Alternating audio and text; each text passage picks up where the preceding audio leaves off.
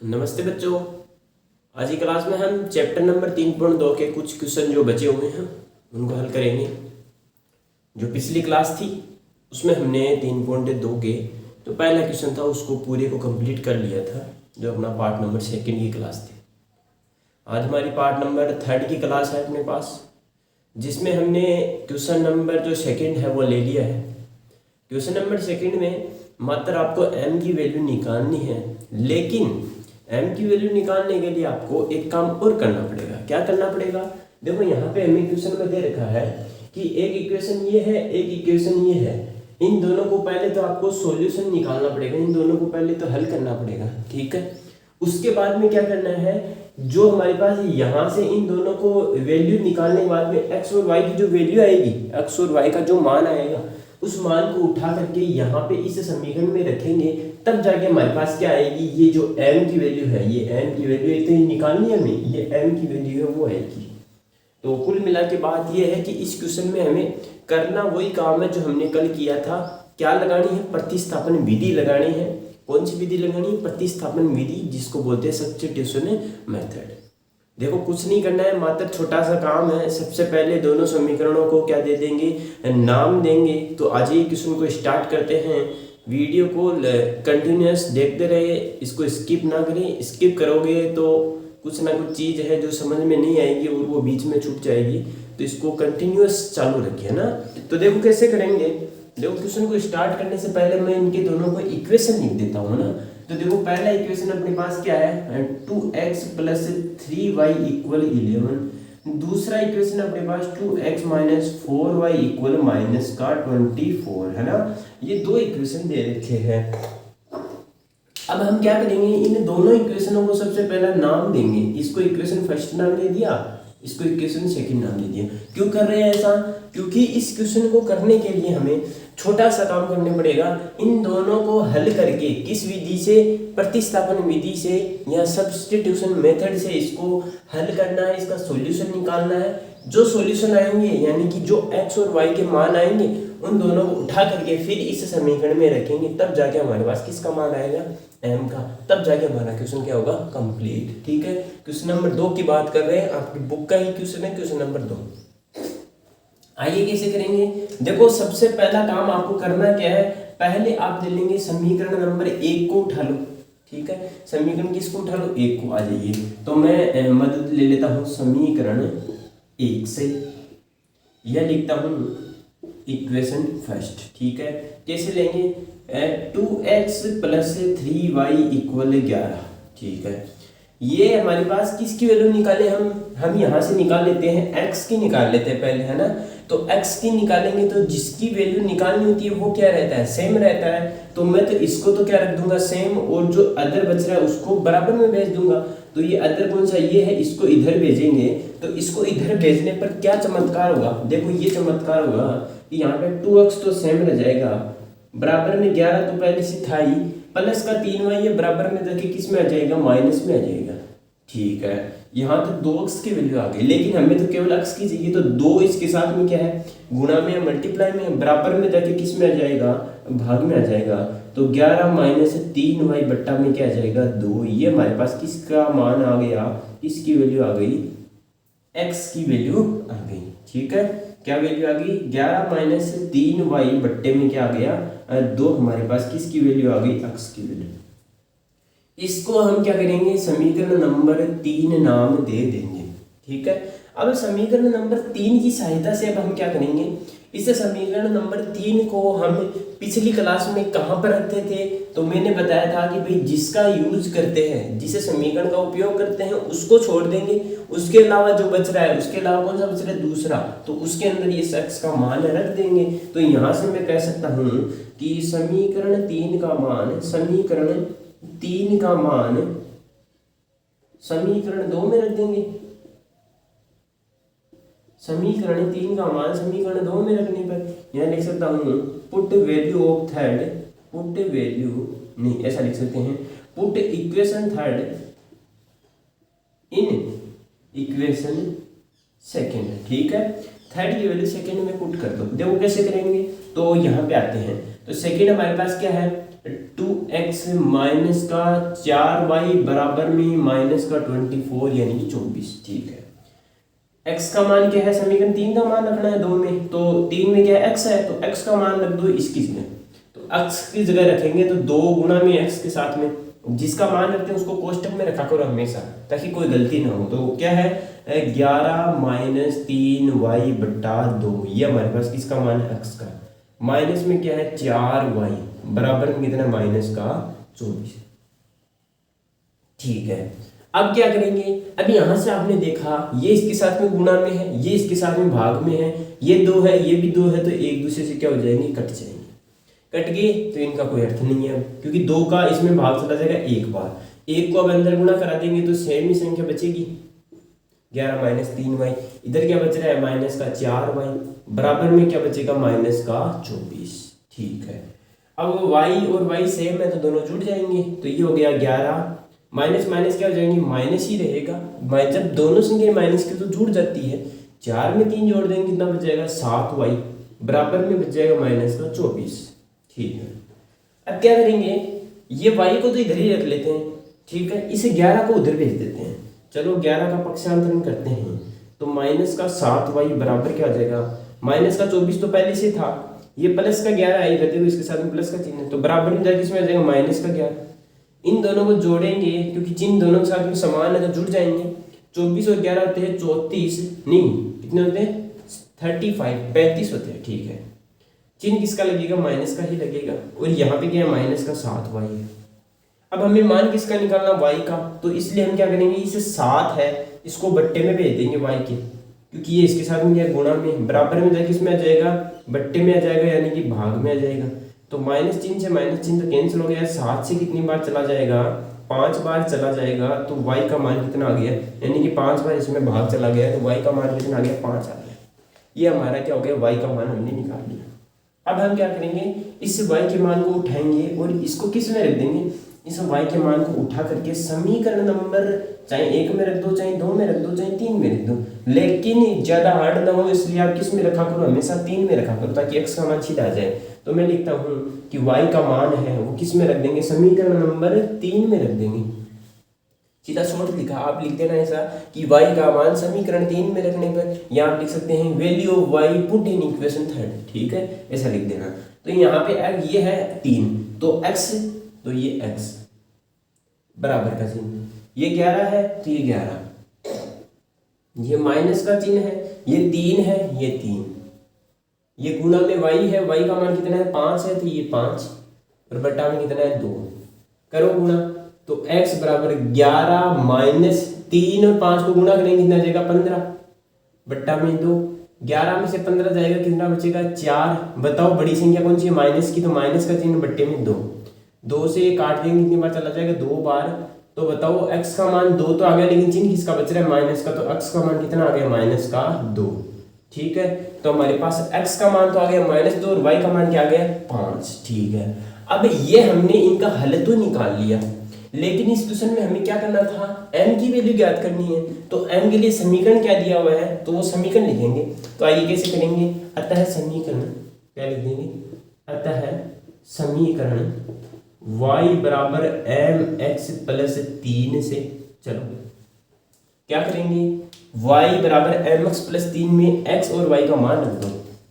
तो y का मान, यहाँ पे y है तो y का मान कितना है 5 है, तो 5 रख देंगे, बराबर का चिन्ह, यहाँ पे m है तो m, गुणा में x है तो x का मान कितना है माइनस का 2। हमेशा मान को कोष्टक में रखा करो, जब कभी भी माइनस का चिन्ह आ जाए मान के साथ में तब तो 100% रखना ही है, और इसके अलावा भी मान को तो कोष्टक में रखा करो। ठीक है, तो 5 बराबर -2 को 2 से करेंगे, m से करेंगे तो कितना आ जाएगा, माइनस का 2m ही आ जाएगा, और प्लस में कितना है 3 है, ये जो प्लस का 3 है ये बराबर में आगे किस में आ जाएगा, माइनस में आ जाएगा, तो 5 माइनस 3 बराबर माइनस का 2m।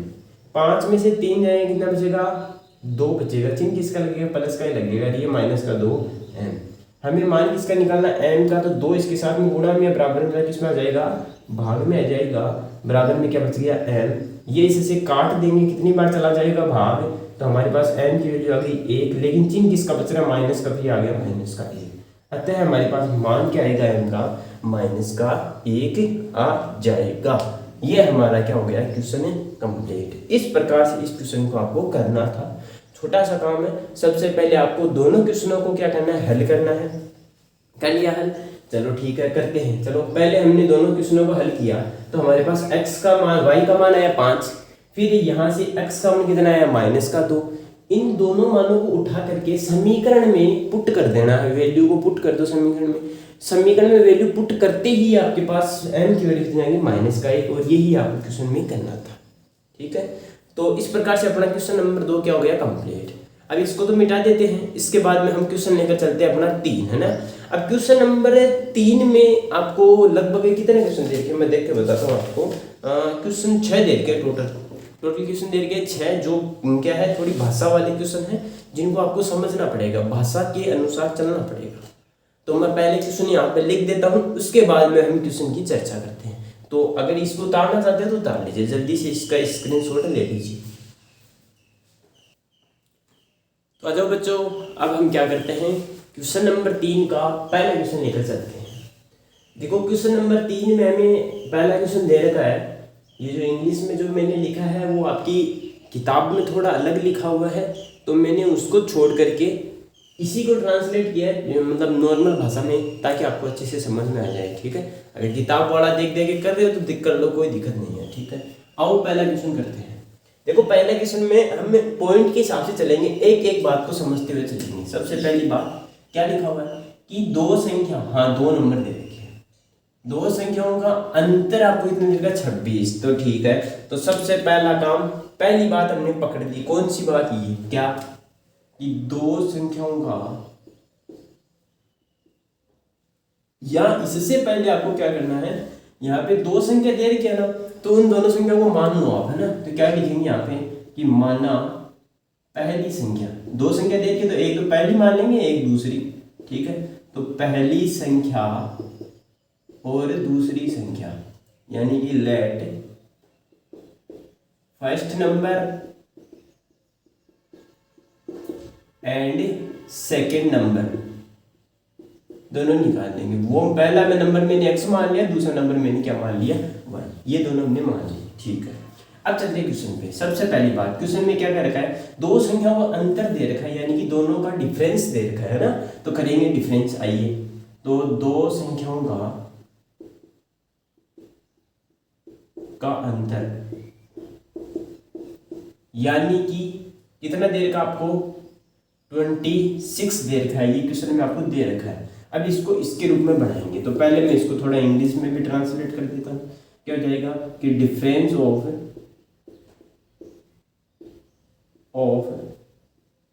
2 नंबर्स। ठीक है, दोनों संख्या का डिफरेंस कितना देगा, 26। तो बताओ पहली संख्या, दोनों संख्या हमने क्या मानी, पहली x मानी, दूसरी क्या मानी थी, y। तो इन दोनों का डिफरेंस दे रखा है एक तरीके से। ठीक है, तो इन दोनों को लिख देते हैं। डिफरेंस का मतलब क्या होता है, एक संख्या में से दूसरी संख्या को घटा देना। तो एक में से दूसरी घटाई, डिफरेंस आ गया, वो कितना देगा, 26। तो ये हमारे पास क्या बन गया, पहला इक्वेशन। बात जच गई क्या, बैठ गई बात। ठीक है, बैठ गई, आराम से समझ लेंगे, है ना। पहला क्वेश्चन, यानी कि एक इक्वेशन अपने बना लिया, क्योंकि इन क्वेश्चनों में आपको इक्वेशन ही बनाना है, क्योंकि प्रतिस्थापन विधि तो आपको आने लग गई। इतने क्वेश्चन किए तो प्रतिस्थापन विधि तो आने लग गई। अब इन क्वेश्चनों में तो केवल आपको इक्वेशन बनाना है और फिर बाद में हाथों हाथ उसके आंसर भी निकाल देने हैं। आओ अब चलते हैं, आगे क्या क्या रखा है, और एक संख्या यानी कि मैं मान लेता हूँ पहली संख्या, तो एक संख्या यानी पहली संख्या, दूसरी संख्या यानी कि y।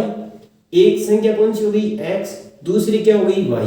तो 1 नंबर एंड देखो फर्स्ट नंबर x हो गया, इज क्या है 3 टाइम्स ऑफ सेकंड नंबर मान लेता हूं मैं, y हो गया। ठीक है, वो उस संख्या का क्या है, 3 गुना किसका। देखो एक बार और समझना, एक संख्या दूसरी संख्या की 3 गुनी है, दूसरी संख्या की 3 गुनी है। तो आओ, तो एक संख्या दूसरी संख्या की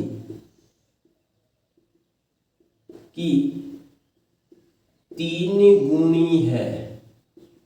इसको कैसे लिखेंगे, इंग्लिश में आप यहां से देख लेना कि क्या हो जाएगा कि first number is 3 times of second number. ठीक है, क्या हो जाएगा, पहली संख्या कितनी है, एक संख्या, तो एक संख्या, दूसरी संख्या तो दूसरी संख्या, ये 3 गुनी है, किसकी, दूसरी की, तो ये हो गया 3। समझ में आ गई बात? कैसे करेंगे कि x है वो y का कितना गुना है, 3 गुना है, ठीक है। मान लो x का मान 10 है तो y का मान कितना आएगा, 30 आएगा। तो हमने क्या कह दिया कि y है वो इसका क्या हो गया, 3 गुना हो गया, ठीक है। इसको हम सोल्व करेंगे तो कैसे करेंगे, प्लस का है इधर आके किस में आ जाएगा, माइनस में। तो x माइनस 3y बराबर में क्या बच गया, 0, कुछ नहीं बचा तो क्या बच गया, 0। इसको समीकरण नंबर क्या दे देंगे, 2। अब हमारे पास क्या बन गए, दोनों समीकरण बन गए। अब हमें इससे कोई मतलब नहीं, बस x और y का मान ज्ञात करना है। अच्छा कैसे करेंगे, वही बात, प्रतिस्थापन विधि लगा दो। प्रतिस्थापन विधि क्या रहती है, सबसे पहला काम समीकरण 1 को उठाओ। तो समीकरण 1 से, अब देखो जल्दबाजी में करेंगे ना, क्योंकि हमने बहुत सारे क्वेश्चन समझ लिए हैं, तो सीधा करेंगे समीकरण 1 से। समीकरण 1 ये है, x माइनस वाई बराबर कितना है, 26। बताओ क्या करेंगे, x का मान निकालो, माइनस का y बराबर में जाके इसमें आ जाएगा प्लस में। तो x का मान कितना आ गया, 26 प्लस y। समीकरण नंबर क्या आ गया, ये 1 आ गया, ये 2 आ गया, कि ये क्या हो गया, 3, ठीक है। अब इस 3 को उठाओ और किस में रखेंगे, 1 का तो हमने यूज कर लिया, किस में रख देंगे, 2 में। तो मैं क्या करूंगा कि समीकरण 3 को पुट करूंगा किसमें, 2 में। इक्वेशन 3 को पुट कर दूंगा किसमें, सेकंड में। तो करो पुट, तो यहां से आ जाएगा x की जगह क्या रखना है, 26 प्लस y, माइनस का कितना है, 3y, बराबर में कितना है, 0। करो सोल्व, ये आ जाएगा 26, y में से 3y जाएगा तो कितना बच जाएगा, 2y। चिन्ह किसका लगेगा, बड़ी के साथ में जो चिन्ह लगेगा, बराबर 0। अब ये 2y है, इसको मैं उधर भेज देता हूं, तो क्या जाएगा, प्लस में, माइनस का था प्लस में आ गया। अब ये 2 इसके साथ में क्या, गुणा में, तो भाग में आ जाएगा इधर, तो ये आ जाएगा 26/2 बराबर में y। 2 का 26 में भाग जाता है कितनी बार, 13 बार। तो बताओ y का मान कितना आ गया, 13, ठीक है। x का मान अब निकालेंगे, y का मान कितना आ गया, 13। तो अब इस y के मान को किस में रख देंगे, समीकरण नंबर 3 में रख दो इसमें। तो x का मान कितना आ जाएगा, तो x बराबर 26 प्लस y कितना है, 13, तो ये 13। तो x बराबर कितना, 26 प्लस 13 कितना आ जाएंगे, 39। तो x का मान कितना आ गया, 39। तो ये हमारा क्या हो गया, आंसर। अतः हम क्या लिख देंगे, अतः पहली संख्या, बताओ पहली संख्या हमने क्या मानी थी, पहली संख्या हमने क्या मानी थी, x मानी थी। तो बताओ पहली संख्या यहाँ फर्स्ट नंबर कितना आ गया, फर्स्ट नंबर क्या माना था, x। तो बताओ x का मान कितना है, 39, तो लिख देंगे 39। तथा दूसरी संख्या यानी कि सेकंड नंबर, वो कितना आना था, y माना था, वो कितना आया, 13 प्राप्त होगा, ठीक है। ये हमारा क्वेश्चन क्या हो गया, कंप्लीट। अगर आप चाहते हो कि ये हमारा क्वेश्चन सही है या गलत है, उसकी आप पुष्टि करना चाहते हो, तो ऐसा काम करो, 39 और 13 दोनों संख्या आएगी। पहले हमें क्या लिखा हुआ, दोनों संख्या का अंतर, इन दोनों का अंतर करके देख लो। 39 में से 13 जाएगा तो कितना बचेगा, 26 बचना चाहिए, और यहाँ पे भी कितना बच रहा है, 26 ही बच रहा है। इसलिए ये क्वेश्चन आपका क्या है, सही है। ऐसे आप इस क्वेश्चन की पुष्टि भी कर सकते हैं कि हमारा सही है या गलत है, ठीक है। ये हमारा क्या हो गया, क्वेश्चन कंप्लीट। पहला क्वेश्चन हमने कंप्लीट कर लिया है, ज्यादा बड़ा क्वेश्चन नहीं है, छोटा सा क्वेश्चन है। 2 ही बात समझने वाली थी, क्या कि हमें सबसे पहला मान तो क्या करना है, दोनों संख्या मान लेनी है। एक को x मान लिया, दूसरी को y मान लिया। फिर क्या करना है, दोनों संख्याओं का अंतर आपको कितना दे रखा है, 26। तो वो दोनों संख्याओं का हमने अंतर यहाँ पे निकाल लिया। फिर क्या दे रखा है, एक संख्या है वो दूसरी की क्या है, 3 गुणी है। तो एक संख्या दूसरी की 3 गुणी हो गई, ठीक है।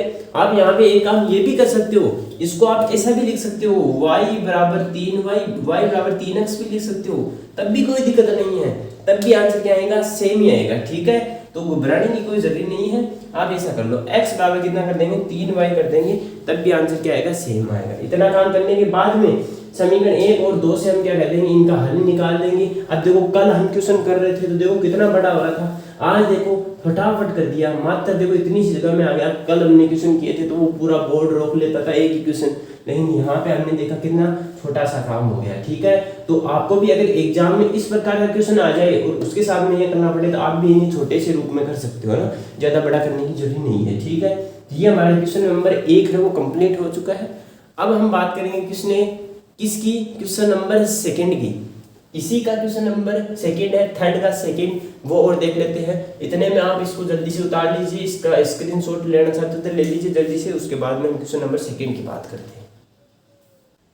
तो आ जाइए बच्चों, अब हम चलते हैं हमारे क्वेश्चन नंबर 2 को लेकर। क्वेश्चन नंबर सेकंड देखो, रोमांचकारी है, ठीक है, मतलब सरल क्वेश्चन है, ज़्यादा जोर भी नहीं आएगा, अच्छा क्वेश्चन है। देखो कैसे करेंगे। सबसे पहला काम करना है हमें कि पहले पढ़ लेना है क्वेश्चन को ना, कि इसमें क्या क्या दे रखा है। आ जाइए। तो दो संपूरक कोणों में, ठीक है, बड़ा कोण छोटे कोण से 18 डिग्री अधिक है। मतलब दो कोण आपको दे रखे हैं, उनमें एक बड़ा कोण है और एक है छोटा कोण, और इन दोनों में बड़ा कोण है वो छोटे से 18 अधिक है। तो उन्हें ज्ञात करना है। क्या कह रहा है कि find the angles when big angle is 18 degree more than short angle, मतलब छोटे एंगल से बड़ा एंगल 18 डिग्री बड़ा है, ठीक है। और हमें कह रहा है कि इन द सप्लीमेंट्री एंगल्स, ठीक है, तो वह हमें एंगल्स क्या करनी है, ज्ञात करनी। आओ कैसे करेंगे। देखो सबसे पहली बात, यहाँ से एक ही बात समझने लायक है। क्या बात है, आइए। यहाँ पे नाम आपको लिखा हुआ दिख रहा है संपूरक कोण, जिसको बोलते हैं सप्लीमेंट्री एंगल। सप्लीमेंट्री एंगल क्या होता है, किस जीवाणु का नाम है ये नहीं पता। इसका एक दूसरा उल्टा और होता है, एक होता है पूरक कोण, जिसको बोलते हैं कॉम्प्लीमेंट्री एंगल।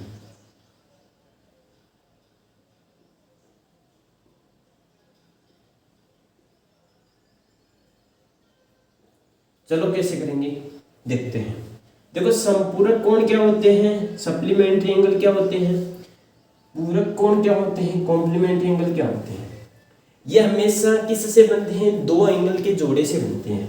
हमेशा आपको दो एंगल लेने हैं। मान लो मैंने पहला एंगल ले लिया x, दूसरा ले लिया y, ठीक है। इसमें भी x ले लिया, इसमें भी क्या ले लिया y। दोनों को जोड़ना है, दोनों को जोड़ देंगे, ठीक है। पूरक कोण में क्या होता है, दो एंगल्स का सम, दो एंगल्स का योग, दो कोण का योग कितना होता है, 90 डिग्री हो। क्या हो, दो कोणों का योग 90 डिग्री अगर प्राप्त हो जाए तो वो क्या होंगे, सप्लीमेंट्री एंगल, मतलब क्या होंगे, कॉम्प्लीमेंट्री एंगल होंगे, पूरक कोण होंगे। इसी का उल्टा क्या, कि दो कोणों का योग कितना प्राप्त हो, 180 डिग्री हो, तो वो क्या हो जाएगा, सप्लीमेंट्री एंगल यानी कि संपूरक कोण। याद रह जाएगा। कैसे बताना है कि दो कोणों का योग अगर 90 डिग्री प्राप्त हो तो वो क्या होंगे, कॉम्प्लीमेंट्री एंगल यानी पूरक कोण। इसी प्रकार दो कोणों का योग अगर 180 डिग्री प्राप्त हो तो वो क्या होंगे, सप्लीमेंट्री एंगल यानी कि क्या होंगे, संपूरक कोण होंगे। बस इतनी सी बात है। इससे उठा करके यहाँ पे आ जाइए। तो पहली बात हमें यहाँ से ही मिल गई। क्या इस क्वेश्चन में क्या है कि दो संपूरक कोण है, ठीक है।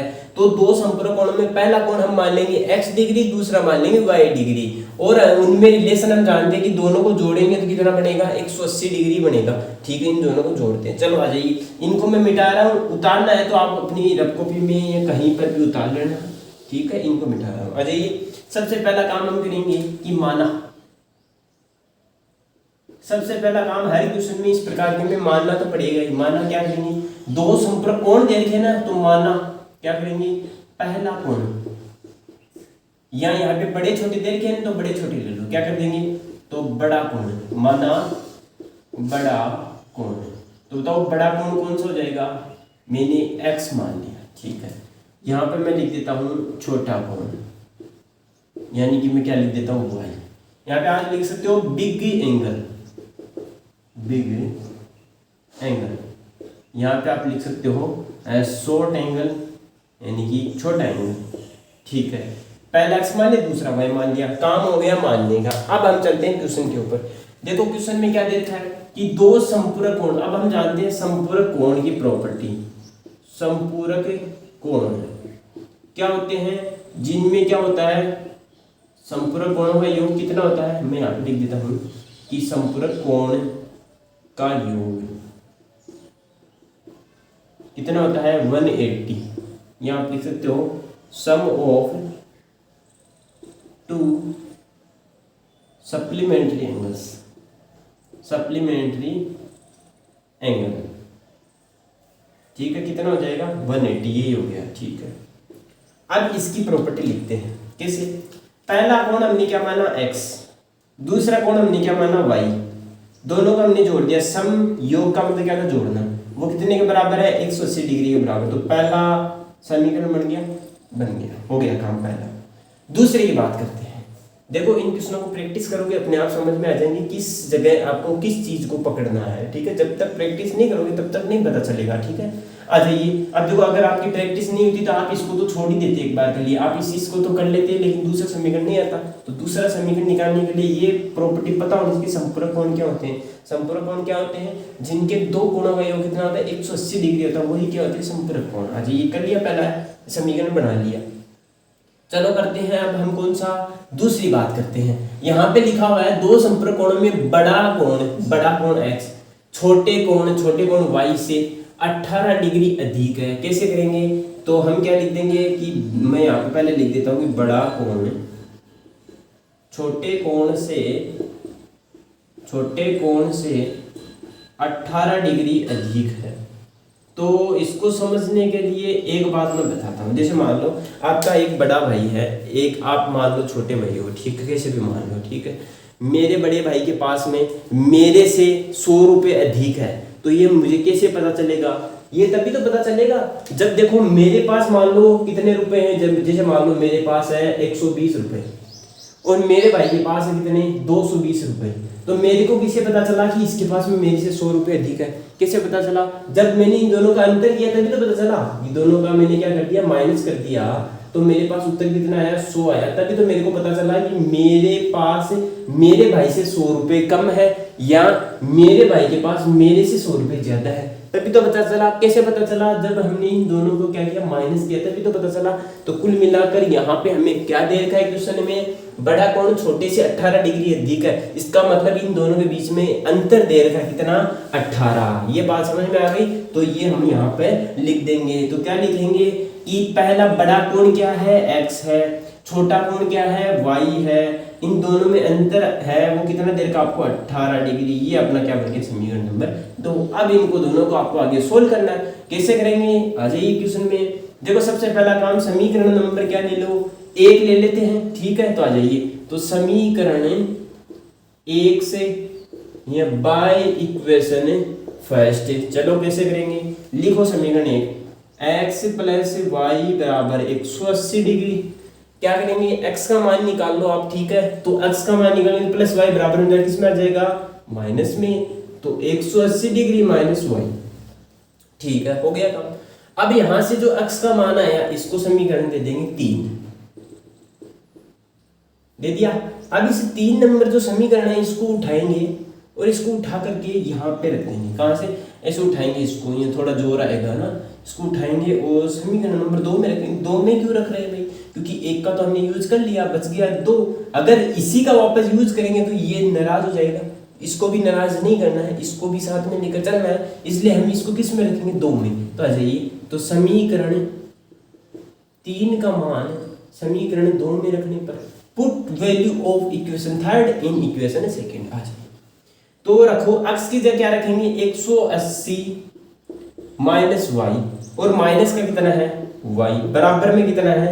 18, ठीक है। दोनों में चिन्ह सेम है तो जुड़ जाएंगी, दोनों संख्याएं भी सेम है, जुड़ जाएंगी। 2y बन गई। कैसे बनी 2y? ये इसके साथ में भी 1 है, इसके साथ में 1 और 1 क्या हो गए? 2 हो गए, ठीक है।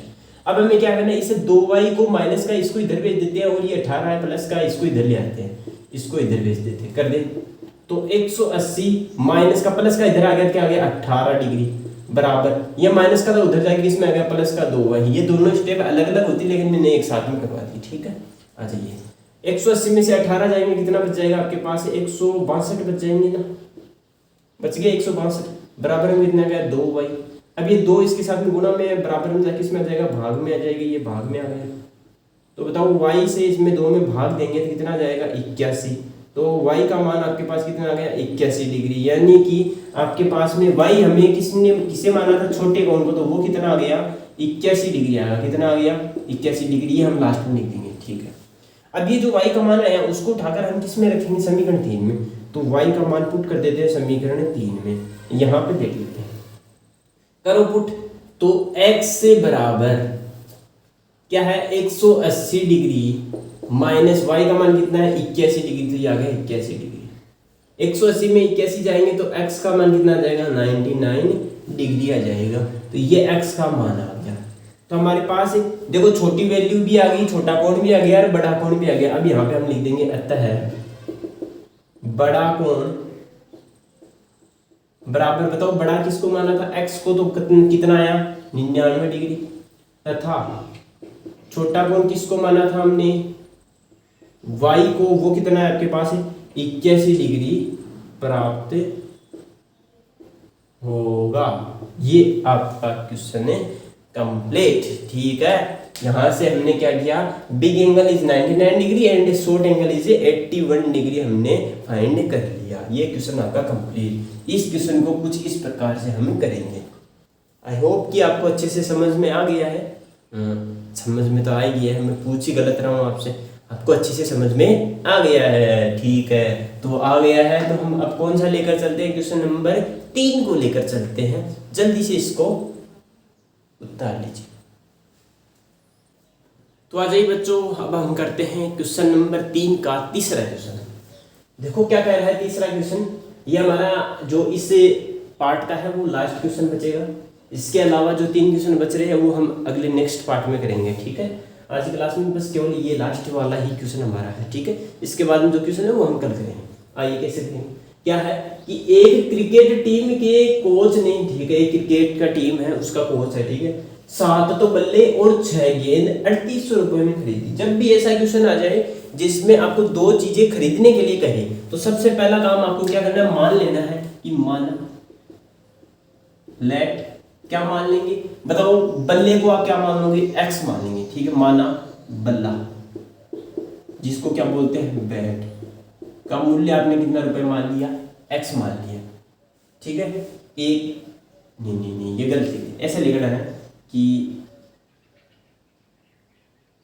बल्ले का, यहाँ पे ऐसे लिखते हो, एक बल्ले का मूल्य, जिसको आप लिख देंगे वैल्यू नहीं, प्राइस ऑफ, प्राइस क्यों लिख रहा हूँ, क्योंकि हमें यहाँ पे प्राइस ही देखी है। तो प्राइस ऑफ 1 बैट कितनी हो जाएगी भाई, क्या मान लेंगे, x रुपीज हमने मान ली। ठीक है, हो गया। इसी प्रकार दूसरी कैटेगरी की गेंद, तो यहाँ पे हम लिख देंगे 1 गेंद का मूल्य, तो क्या लिख देंगे, प्राइस ऑफ 1 बॉल। भाई क्रिकेट के लिए तो 2 ही चीज चाहिए, एक तो चाहिए बल्ला और एक चाहिए बॉल। ठीक है, इसको मैंने मान लिया y रुपए की आई। अब चलते हैं क्वेश्चन के ऊपर। क्वेश्चन में चलना है, धीरे धीरे बात को समझनी। क्या कह रहा है, कोच ने 7 तो बल्ले खरीदे। अब चलेंगे क्वेश्चन पे, तो यहाँ पे मैं लिख देता हूँ प्रश्नानुसार, ठीक है, अकॉर्डिंग टू क्वेश्चन। ठीक है, अकॉर्डिंग टू क्वेश्चन। ठीक है, अकॉर्डिंग टू क्वेश्चन कैसे आएगा, पहला लिखा है 7 बल्ले, तो 7 बल्ले और 6 गेंदों का रुपए बता रहा है ना, तो बताओ एक बल्ले का रुपए कितना रुपए लगता है हमारे पास, x रुपए, तो 7 का कितना लग जाएगा। भाई मैंने कहा एक पेन आपके पास 10 रुपए का आ रहा है, मैं कहूं अगर आपको 7 पेन खरीदने तो कितने रुपए का आएंगे, तो आप 7 को 10 से गुणा ही तो करोगे, तो कितने के आएंगे, 70 के। तो सेम कंडीशन यहाँ पे है, भाई एक बल्ले का रुपए कितना x, तो 7 का कितना जाएगा, 7x रुपए, तो क्या हो जाएगा 7x रुपए प्लस क्या आ जाएगा, या यहाँ पे ऐसा लिख दो आप, पहले आप ये लिखो कि 7 बल्ले प्लस कितनी है गेंद, 6 गेंद का मूल्य कितना दे रखा आपको, 3800 रुपए आपको दे रखा है। अब आप इनको लिख दीजिए, बताओ बल्ले कितने हैं, 7, एक बल्ले का रुपए कितना है, x रुपए, तो 7 का कितना देगा, 7x रुपए प्लस गेंद कितनी है, 6, एक गेंद का कितना रुपए है, y रुपए, तो 6 गेंद का कितना जाएगा, 6y, बराबर में कितने रुपए लगे हमारे पास, टोटल 3800। ये हमारा क्या हो गया, इक्वेशन नंबर फर्स्ट लिख देंगे। ठीक है, अब आगे चलिए, आगे कैसे करेंगे, आगे इस क्वेश्चन को करने के लिए सेम बात अगली पकड़नी है, क्या कि बाद में उसने 3 बल्ले और 5 गेंद खरीदी। तो यहाँ पे मैं लिखता हूं कि 3 बल्ले तथा 5 गेंद का मूल्य, वो कितना रुपए दिया अगले ने, 1750। तो बताओ बल्ले का रुपए कितना है, x, गेंद का कितना है, y, दोनों का योग ही तो होगा, मूल्य कितना आएगा, 1750। ये समीकरण नंबर कह दीजिए, दोनों समीकरण प्राप्त हो गए। अब आपको क्या करना है, दोनों समीकरणों को हल करना है ना। कैसे करेंगे हल, पहले मैं ले लेता हूँ समीकरण नंबर 1 से। आओ समीकरण 1 में आपको x या y का मान निकालो, तो मैं लिखता हूँ समीकरण 7x प्लस 6y बराबर 38। छोटे छोटे लिख देता हूँ ताकि पूरा इसी में आ जाए, है ना, इस तरह पूरा जाएगा। आओ तो मैं यहाँ पे 7x को सेम लिख देता हूँ, 6y को उधर भेज दूंगा, तो 3800 माइनस का 6y आ जाएगा। ये 7 गुना में बराबर में जाके इसमें आ जाएगा, भाग में आ जाएगा। ठीक है, इसको समीकरण नंबर क्या देंगे 3। इसे समीकरण 3 का मान उठाओ, उठाया और किस में रख दो, समीकरण नंबर 2 में रखो। तो रखेंगे तो x की जगह रखेंगे तो 3x है तो 3 तो सेम, x की जगह क्या लिख देंगे 3800 माइनस का 6y बट्टे में कितना आ जाएगा 7, प्लस में कितना है 5y बराबर में कितना 1750। करो गुना, इस 3 को ये कट तो नहीं रहा है तो सीधा गुना करो। 3800 से 3 को गुना करेंगे तो देखो 1 0 1 0, 3 को 8 से गुना करेंगे 24, हाथ कितने लग गई 2, 3 को 3 से करेंगे 9 और 2 कितने लगे 11400, माइनस 3 को अब 6 से करेंगे तो कितना आ जाएगा 18, और y बट्टे में पूरा कितना है 7, प्लस में कितना है 5y बराबर में कितना है 1750। एलसीएम ले लो, जिसके नीचे कुछ भी नहीं है उसको सीधा एलसीएम से गुणा कराते हैं। एलसीएम आ गया 7, जिसका एलसीएम लेते हैं वो संख्या क्या रहती है सेम रहती है, प्लस 7 को 5 से गुणा करेंगे, 7 पंजे कितना हो गया 35y बराबर में कितना गया 1750 आ गया। ठीक है, अब यहाँ से अब देखो कैसे करेंगे, 35y है, इसमें 18y क्या कर देंगे माइनस कर देंगे। कैसे करेंगे, देखो यहाँ पे हो जाएगा 11400, 35 में से 18 जाएगा कितना बचेगा प्लस का 17y, और ये 7 गुणा भाग में बराबर में किस में आ जाएगा गुणा में आ जाएगा, तो बराबर में जाके क्या लगे गुणा में। इसको आगे करेंगे तो 11400 प्लस 11400 प्लस 17y बराबर में 7 को 1750 से गुणा करेंगे, 0 से 0, 7 को 5 से करेंगे, 35 का 5 हाथ की 3, इसको तो गुणा तो करना ही पड़ेगा आपको। 7 को 7 से गुणेंगे 49, और 3 कितने हुए 52 का 2 हाथ की 5 लग जाएगी, 7 एकम 7 और 5 कितने हुए 12, है ना, तो 12250 हो गए। बराबर में कितना है 12250, ये संख्या इसको इधर भेज देंगे तो किस में आ जाएगी माइनस में, तो 17y बराबर है 12250 माइनस का 11400। तो बताओ कितना आ गया मान आपके पास है 11400 में 600 और 200 कितना गया 850 रुपए बच गए। 17 को इसमें देंगे भाग, तो y बराबर कितना आ गया 850 बट्टे 17, 17 5 कितना था 85, मतलब कितनी बार चला गया भाग आपका भाग चला गया यहाँ से 50 बार, है ना, तो y बराबर कितना आ गया 50। ये अपना क्या आ गया y का मान। ये y का मान उठाओ और किस में रख दो समीकरण 3 में, तो y का मान उठा करके किस में रखना समीकरण 3 में। y का मतलब किसकी वैल्यू आ गई, एक गेंद की रुपए आ गई आपके पास, कि एक गेंद कितने रुपए में आती है 50 रुपए में। ठीक है, y का मान इसमें रखेंगे तो बैट की वैल्यू आ जाएगी x बराबर 3800 माइनस 6 गुणा 50 बट्टा 7, x बराबर 3800 माइनस 6 5 कितना होता है 300 बट्टे में 7, 3800 में से 300 जाएगा कितना बचेगा 3500 बच जाएगा, बट्टे में 7 भाग देंगे तो x का मान कितना आ जाएगा 7 5 35 कितना आ गया 500। यानी कि आपके पास आंसर क्या आ गई, x का मान कितना है 500, यानी कि एक बेट कितने रुपए में आता है 500 रुपए में, और y का मान कितना है 50, तो मतलब गेंद कितनी की आती है 50 रुपए की। ये आपका क्या हो गया क्वेश्चन, आपको ये निकालना था कि प्रत्येक बल्ले मतलब एक बल्ले का कितना रुपए है 500 रुपए, तब बॉल का कितना रुपए है 50 रुपए। ये आपका क्वेश्चन क्या हो गया कंप्लीट। ठीक है, इस प्रकार से इस क्वेश्चन को आपको करना था। ठीक है, अच्छे से समझ में आ गया होगा।